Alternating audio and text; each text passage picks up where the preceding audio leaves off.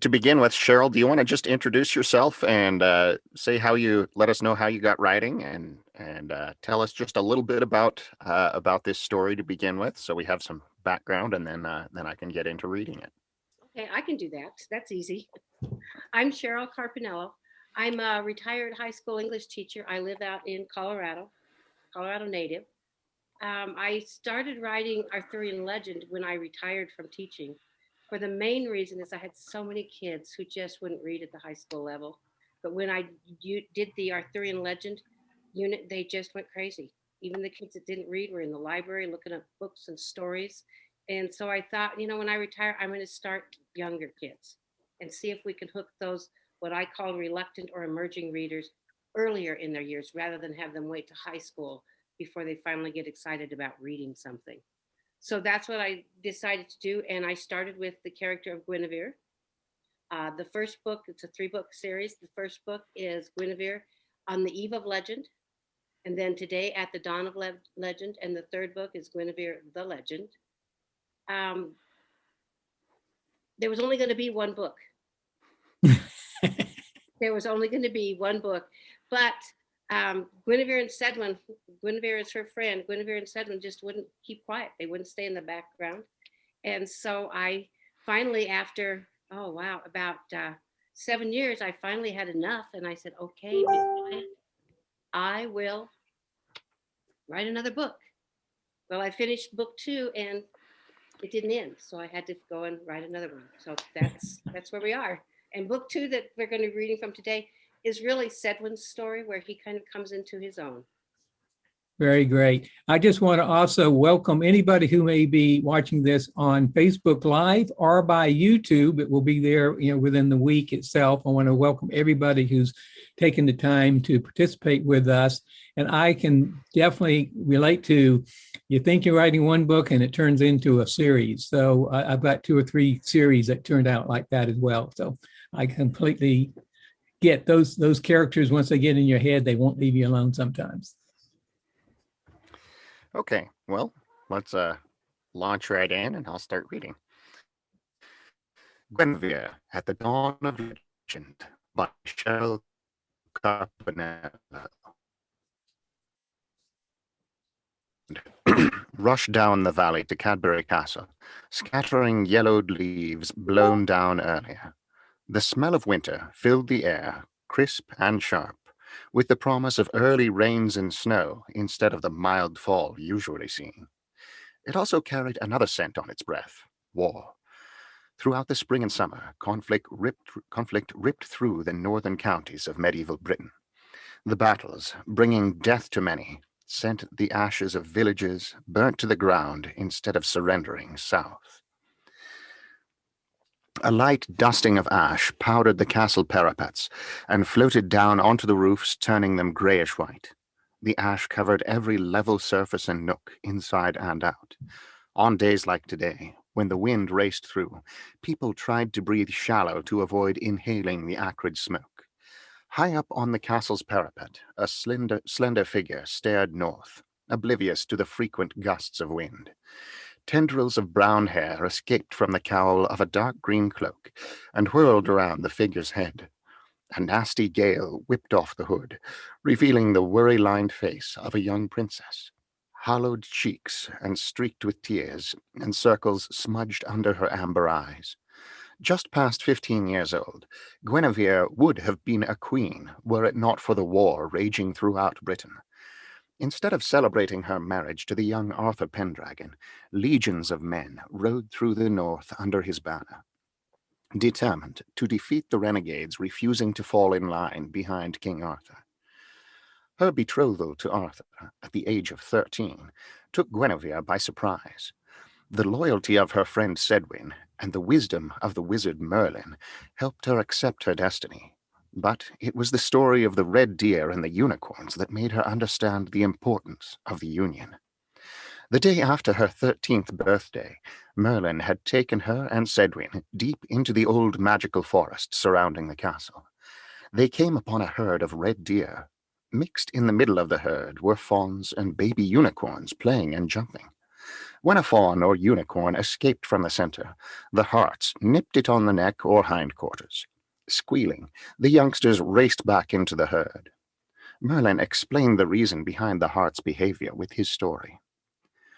When the forest was young, unicorns roamed over the land that day, in a terrible storm, a red deer lost its way and was carried across the water to the shore. In the land, the deer became lost and unable to find fresh water. When the unicorns found it, the deer was dying of thirst. They nudged and pushed the deer to fresh water, and later led it to the best grazing grounds and the safest places to bed down. A few years later, another deer was discovered on that same shore, and the unicorns saved its life also. The two deer mated, started a herd, and promised to protect the unicorns should they ever be in danger.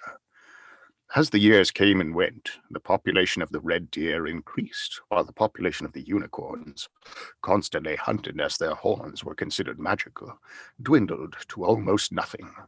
And so when asked, the red deer kept the vow made hundreds of years ago and protected the remaining unicorns forever. Guinevere learned that day that there was little difference between what the red deer promised the unicorns and what the king promised their people. Guinevere, as a queen, would be expected to protect her people in exchange for their loyalty. It had sounded simple at the time, but not now. Making the right decision to protect others wasn't easy. A sigh escaped her blood-spotted lips, cracked and sore from standing on the castle wall while the wind destroyed the summer in her land. Now her best friend moved further from her reach and safety. Her lack of patience, exacerbated by guilt and frustration at not being able to help Cedwyn and the children, caused her to be short with the others. Unless necessary, those left at the castle tried to avoid her, even though she was King Leodegrance's daughter and Arthur's future queen. Now she stood on the battlements and waited each day for sight of her father or Arthur coming home with the knights. Guinevere wished she could erase her decisions and the aftermath, but it wasn't possible. She stared down at the castle gates in what seemed a lifetime ago. Another woman, Brynwyn, Cedwyn's mother, had stood, afraid for Guinevere and Cedwyn, as they and others started on their dangerous journey. Chapter 2. Wizard's Stones. 1 week earlier. Cedwyn peeked out of the stable, his dark brown eyes surveying the Bailey courtyard. His hair, once blonde, now took on the color of dying coals blended in with the weathered wood streaked by the sun's rays. A couple of young'uns played tag near the kitchen. One mother stepped outside to check on them and then went back inside, probably getting the midday meal ready. To his right, Sauder the blacksmith, wearing his worn leather apron, disappeared out the back of the smithy, presumably to get more wood. Keeping the coals hot for the day's work required a constant feeding of wood and coal. He'd done that chore plenty of times. In the middle of the bailey stood the keep, a tall wooden tower where the king and Guinevere lived on the 3rd level. From the ground floor window, Cedwyn heard his mother humming off-key as she cleaned the room. He'd helped her straighten their rooms on the 2nd level right after breakfast. He looked up to the top of the window facing the stable, his forehead drawn tight as he squinted into the sun. He and Guinevere went separate ways after breakfast, he to his chores while she finished her studies. They'd decided meeting at the stable would be safer than at the keep. His mother had a surprising ability to catch them in the act of doing precisely what they shouldn't be. Taking another look around the bailey, Cedwyn left the shadow of the stable, stooped down, picked up a small grey pebble, and cocked his right arm to launch it through the window into Guinevere's room. The moment he let it fly, her head popped out. Cedwyn ducked back into the shadows like a dog caught chewing on a stolen bone cowers in a corner, hoping not to be seen. Ow! Deciding to play innocent, Cedwyn moved out from the stable. Shading his eyes once more from the sun, he looked up at the window, unable to keep the grin off his face. Guinevere stood framed in the window like a picture, hand holding her forehead, eyes boring into him. He raised his arms above his head, signaling he had no idea why she was glaring at him. She shook her fist in the air and disappeared. A few minutes later, the girl stormed out of the keep, making a beeline for the stable. She wore black trousers and a long-sleeved tunic knotted at the waist with a jewel-encrusted leather belt. The sleeves of her green tunic sparkled in the sunlight, with similar embroidered stones. She looked like every princess he'd ever known, except she was the only princess he knew. His attire, while similar, showed more use than hers. The brown trousers were clean, but worn around the knees. The faded brown tunic, tucked into his trousers and held in place by a thick leather belt, boasted no stones, but neither did it have any hose. He knew better than to wear his decent clothes, as his mother called them, when going on an adventure with Guinevere. One never knew if they would run into a wild boar, or have to scramble up trees, or be nearly trampled by a painted dragon. Both had happened over 2 years ago, but thinking about their fight from the boar still sent shivers down his body. He bent down to touch the knife secure in its sheath inside his leather boot. In his 11 years of friendship with Guinevere, he'd learned to come prepared for anything. As Guinevere came to a stop in front of him, Cedwyn covered his mouth to hide a widening grin. In the center of her forehead, a bright red bulge bloomed, emphasized by the long, thick braid holding her hair back. "Bullseye," he said, and then ducked, but not soon enough. Guinevere's fist caught him on the left ear. His head jerked sideways, throwing a lock of his untrimmed hair over his eyes. "Ow, Gwenfer, that hurt." His face bunched up in pain as he covered the ear. His other hand pushed the hair out of his eyes. "You think this didn't?" Her finger jabbed the bulge on her forehead. She winced and muttered unprincess-like words. He smothered his giggle. "You were supposed to be down here long ago. We're going to have to ride hard to be at the Wizard's Stones by noon." "I know," she said, her sigh hinting at her frustration. "The last Latin translation Professor Rhymes gave me took more time than the others." She whipped around to scan the bailey, her braid almost smacking Cedwyn in the head. "Are the horses ready out back?" "They've been ready. We're lucky Sauder's busy in the smithy." In response, she playfully gave his arm a glancing blow. "Let's go."